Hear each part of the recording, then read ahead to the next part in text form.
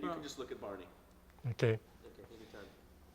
Okay, yeah. I get to introduce Dan Koda, who started for Toyota in the US in 1962.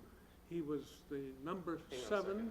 Hang on a second, Barney. Okay, and anytime there, Barney. Dan, when did you join Toyota? I joined Toyota in 1962, January. The very first of the year in 1962. And how long were you with Toyota? I officially retired in 1987, July, so I was with Toyota 25 and a half years. That's a long time. You saw a lot of things go on. Yeah. Dan, how did you come to go to work for Toyota? I heard they was looking for a mechanic. Before I joined Toyota, I used to work for a dealer, Ford dealer, and before that I had my own Shell service station. So when I heard that Toyota was looking for some mechanic, I applied and they accepted my application, and I started working for them as a mechanic for a while. What we call today a technician. Yeah, the technician And you were hired where? in Hollywood. The headquarters was, Yeah, at headquarters at that time in Hollywood. and do you recall who was the head of Toyota in the U.S. at that time? It was Mr. George Hattori. Oh, I knew him later, of course. And do you recall other people that you worked with at that time? Well, actually, the man that interviewed me was from Japan, Mr. Harada. He's passed away since, but he interviewed me and hired me. Mike Harada?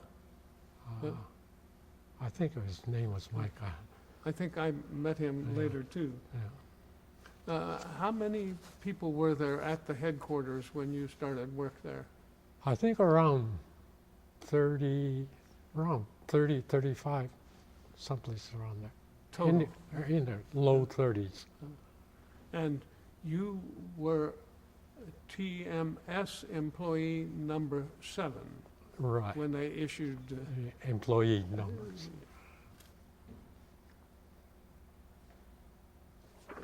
Dan, what was it like to work for Toyota in those early days?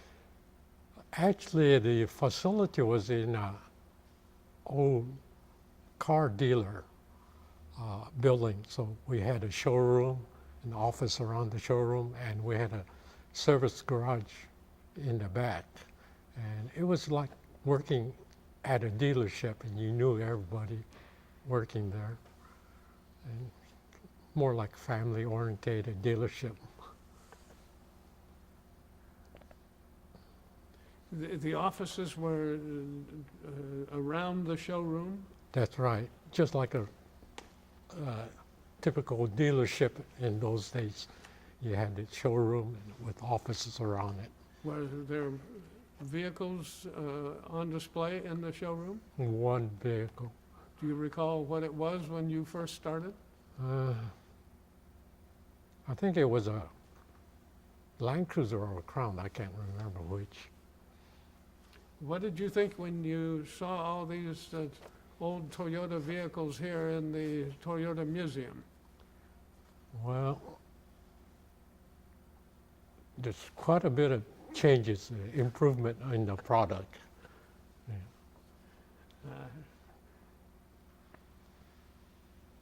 Did some of the other people that were with Toyota in those very early days stay with the company for a long time, as you did?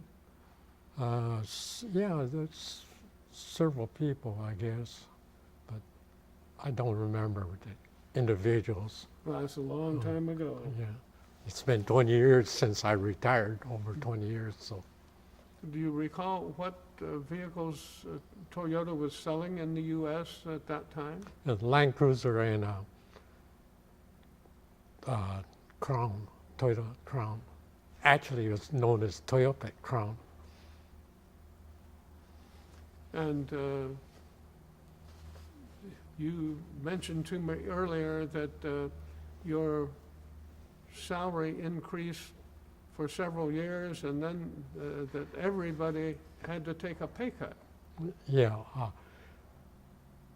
It was the second year or the third year after I joined Toyota, we had to take a salary cut because of financial problems at Toyota. Do you recall what the unit sales were in the U.S. about that time? You could probably count on the fingers. Did you tell me earlier that there was one year when only one vehicle was sold? Yeah, I think it was the year I joined or the year after I joined. We sold one Land Cruiser.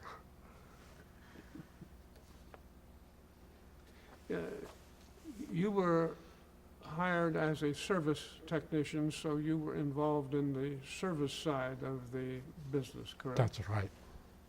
For all your years? Yes, I was always in the service-related department. And then in those early years, were there significant product problems? I don't know what you mean by significant, but as far as the Crown, it didn't have enough horsepower to meet the traffic requirements here in the United States. Like going to Las Vegas, what they call that Baker Hill, where you have that 17-mile uphill drive. The Crown barely made that over that mountain. Did you ever drive one there? I personally didn't drive, but I rode with them, yes. What was the first Toyota vehicle that you had a direct involvement with? Land Cruiser, because Land Cruiser is the only product that we just continually had. In the early years, the first Tiara came out. It was a Crown when I joined, then the Tiara came out, then the Corona came out. So. And do you remember a truck called the Stout? Yes, the Stout. When they brought it over for introduction, I traveled the West Coast dealership with the first Stout with the design engineer trying to introduce the product to the dealership. One by one? One by one. I guess I was the first service rep that calls on the dealership. There was people from the sales that called on the dealership, but as far as service, I was the first one that called on the dealership. I had about 17, 18 dealership on the West Coast. That were your territory, so to speak. Right. In fact, when we first started out, the Midwest, there wasn't any dealer, or we started on the West Coast, then they progressed to the East Coast, then gradually into the Midwest. When you first started, what was the situation regarding service and parts? Practically none. I remember as a service rep, when I used to call on the dealers, I had a Crown station wagon. We took out the rear seat, put in some shelving and boxes, and I used to carry some parts around for the dealers' stock. So when I called on the dealer, if they needed any parts or stock, I used to either had it in my Crown that I was driving in, or I'd call in to the parts department and have it shipped out. Were the parts readily available? It was pretty good. I mean, the amount wasn't that good, but we had practically everything. And how many dealers you had about 18, and they About- all had technicians to service the Toyota products?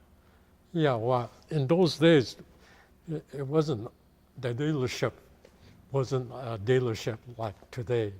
We used to have a dealer at a farm. I remember one dealer was a slaughterhouse. The dealer was a slaughterhouse? Yeah, and the reason he became a Toyota dealer was because he wanted to buy a Land Cruiser at a lower cost, so he became a dealer. And I doubt if he ever sold any Toyota to the public. He bought it himself and used it for his facilities Do you recall where that was located? in Sacramento area. Sacramento. And there was a farm, farmer in, I think someplace in San Bernardino, had a farmhouse, and he was a dealer. And they used to invite me for supper, and sometime I joined them for supper at their facility. Actually, it's a farmhouse, and he says, "Dan, just to let you know, you're eating some of the down payment we got as a chicken." So in those days, way out in the farmland, I guess they traded stocks and stuff for down payments. In the early years, Dan, what were the biggest problems that had to be overcome, as you recall it? Well, when I joined, the product is known as Toyopet. And I guess everybody thought, Toyopet, that sounds like a toy. Is it a toy? So we had to sell the name of our product, saying this is. After a couple of years, I forgot when, they changed the name from Toyopet to Toyota. So it was easier to sell the product rather than using the name Toyopet, which gave a feeling like it was like a toy. Understandable. In those early days, Japan was known for toy products. So I guess that's one confusion everybody had. From Japan, Toyopet, it must be a toy. Were there any engine problems, transmission problems that were significant? Later on, we had problems with our main product, Land Cruiser. The transmission and the transfer case had a little problem. We had to go out and rebuild a bunch of transfer case for the Land Cruiser that was already sold to the public.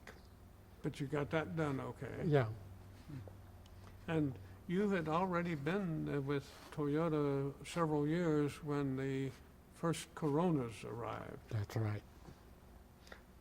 Did it make a big difference? Oh yeah, Toyota, I think that was one of the early cars that had automatic transmission, 2-speed automatic transmission. 2-speed. That doesn't sound like very much today, does it? 2-speed. No, And when you first drove the Corona, did you imagine that it would have the kind of success that it did enjoy? no, it really started, I guess, after the Corona came out, the RT43. So that's when the sales really took off.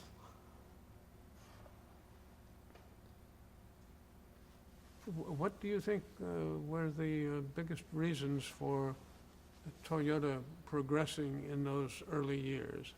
It's product improvement, I think. Product improvement? Yeah. Well, and product improvement, the quality. When the Corona came out, it was designed more for the American traffic and American drivers, so I guess it fitted the American people better than before.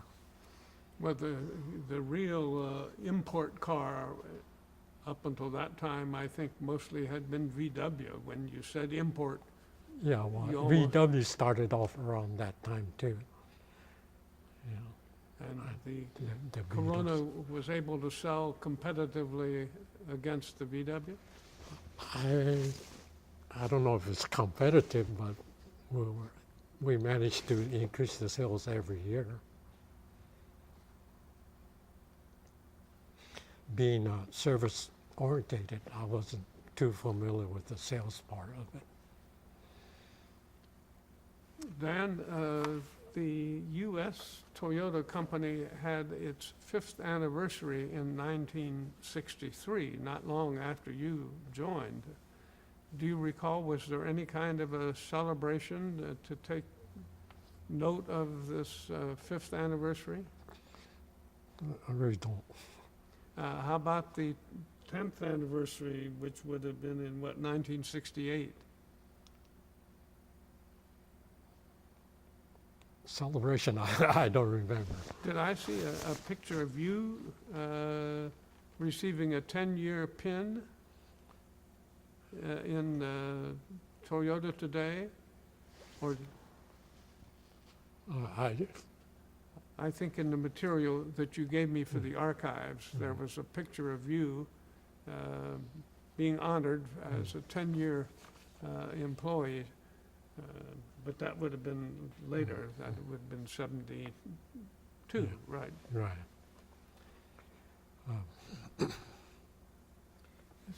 As you recall it, Dan, who were some of the people who made the biggest contributions to Toyota's progress in the U.S.? I guess the original people like George Hattori, Jim McGraw,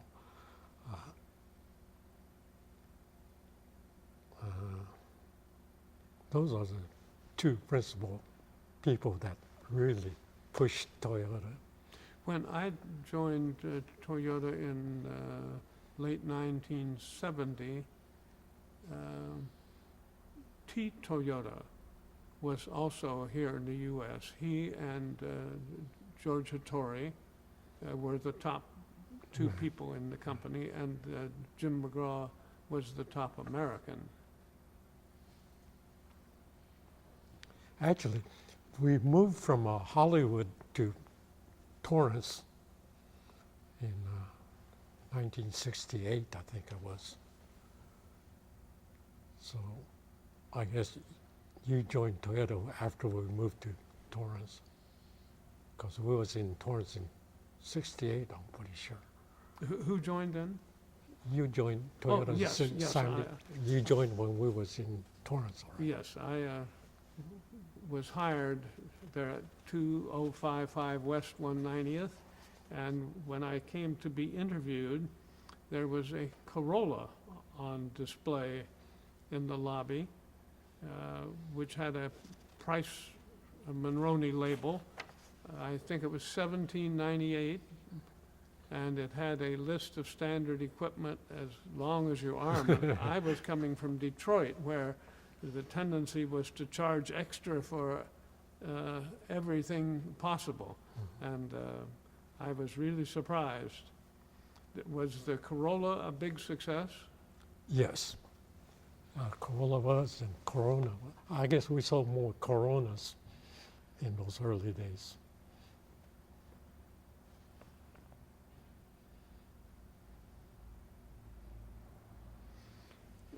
I saw an organization chart from 1972, Dan, where you were pictured on the Japan staff side of the organization.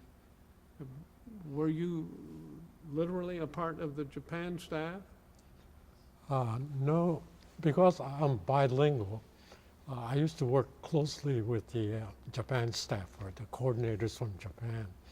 And I used to work with them and with the American Service Department staff. So I was more like a coordinator Between the two? between the American and the Japanese coordinators.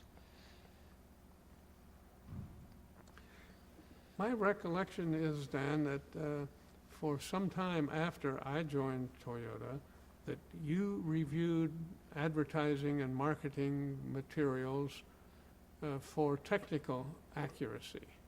That's right. Now, that's how we got acquainted, I think. With, Because I was more technical orientated.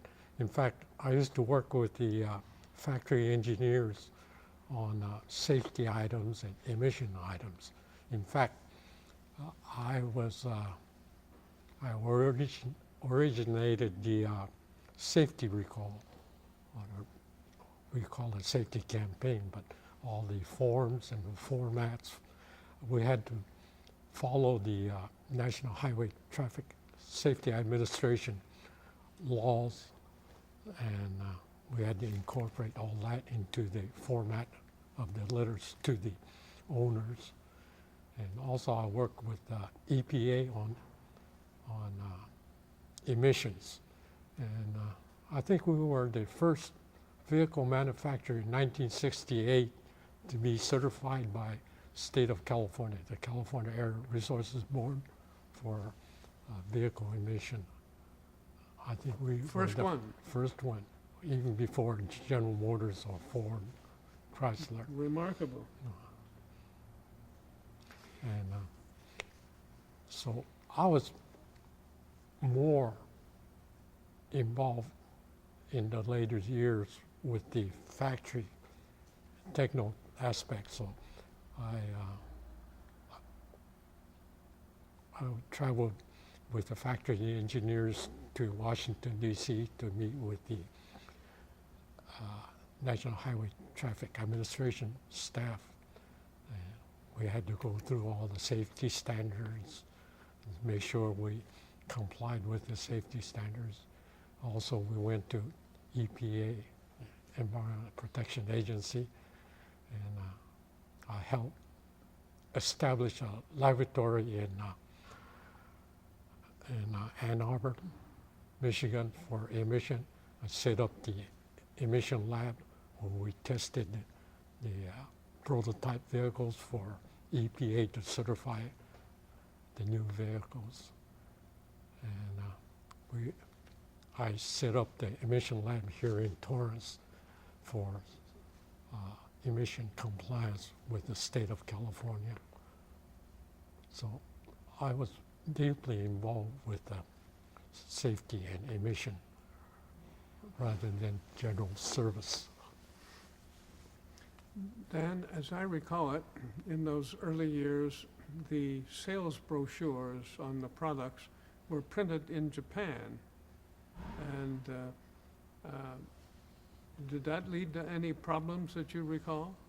No, because in fact, even the owner's manual, they used to send draft over to me and I used to review it and send it back to Japan. I have a hazy memory of some difficulty about a maximum speed claim in some brochure after I got here, where it had stated in the brochure that whatever the car was would go 98 miles an hour or whatever it was, and that caused some kind of a problem. Don't recall. No recall? No. Good. Dan, as you look back on your long career at Toyota, what were the best times? I don't know, just working there. I enjoyed working there with the staff. And Mostly it was good times. yeah. I don't know, I enjoyed everything. And what was the toughest time?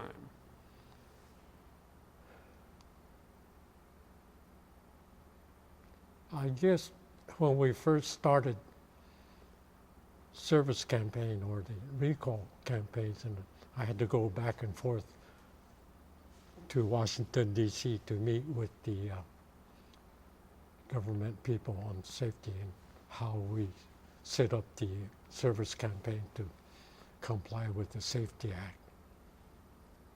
Must have been really complicated to start Yeah. with. We always had a lawyer there to sit in to make sure we did everything right. Lawyers Harry Claduos, maybe, or his firm? No, we used the one lawyer in Washington, D.C. that specialized in emission and safety. I don't know if you Don Schrenker. I don't know if you remember him. He used to come to tours every now and then. And the idea was to stay totally out of trouble. And generally speaking, you were really successful. Yeah. Dan, Toyota has recently been very much involved in racing, but in the early days, there was also involvement in racing. I've heard the name of Carroll Shelby mentioned in connection with Toyota. What do you recall about that? Well, we got involved in racing with the introduction of the Toyota 2000 GT, and Shelby did some work on that unit for racing purpose, and there was a coordinator from Japan that's working with Shelby to get it ready for racing. I don't know the race, but I don't know if they what position they came in, but they did have several races with the GT. That GT is still a remarkable looking vehicle. I never had the pleasure of driving one of them. They're scarce as hen's teeth. That was a limited production. I think we sold 65 here in the United States. That was it. As I recall it, the price was $7,500 or so, and at that time, that was a pretty high-priced car, especially high-priced for a Japanese import car. That's right. I think when the Datsun Z was introduced, it cost $3,600. So the 2000 GT was a really expensive one. I couldn't have afforded one. Dan, as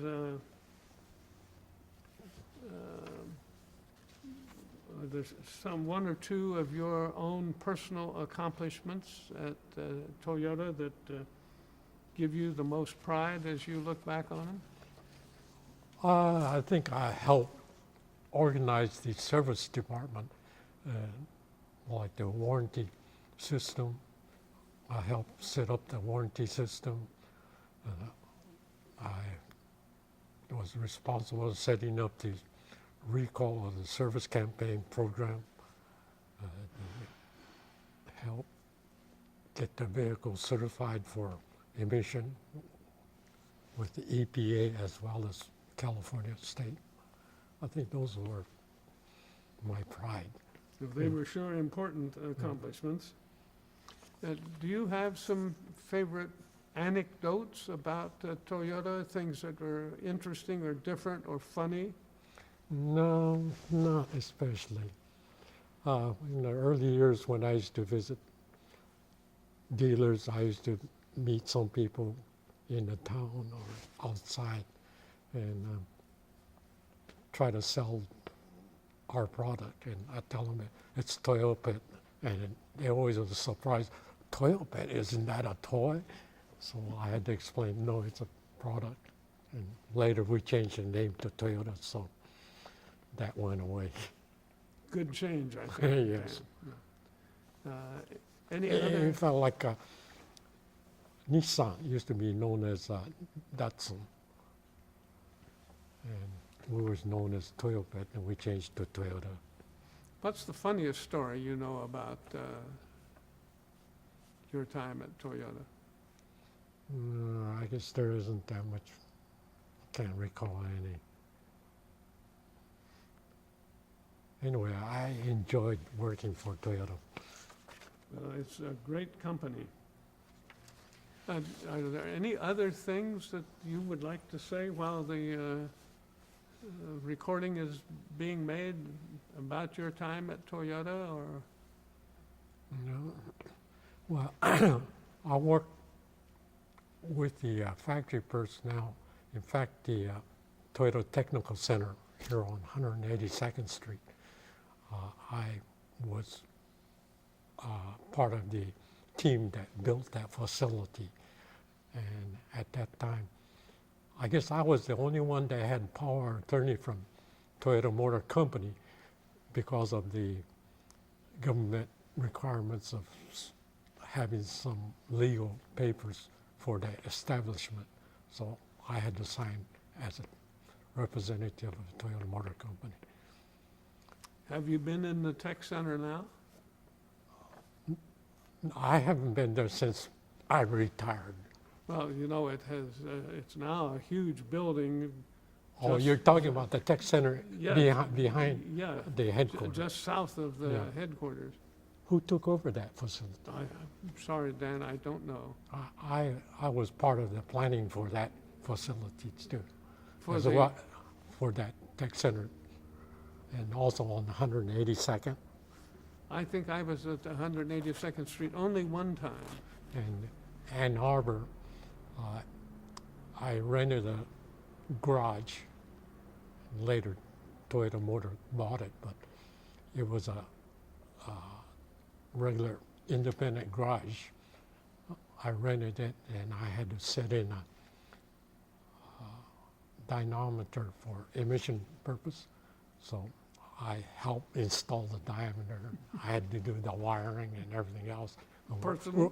we brought the first Toyota for EPA certification and pre-tested it there before we took it to the EPA official certification lab.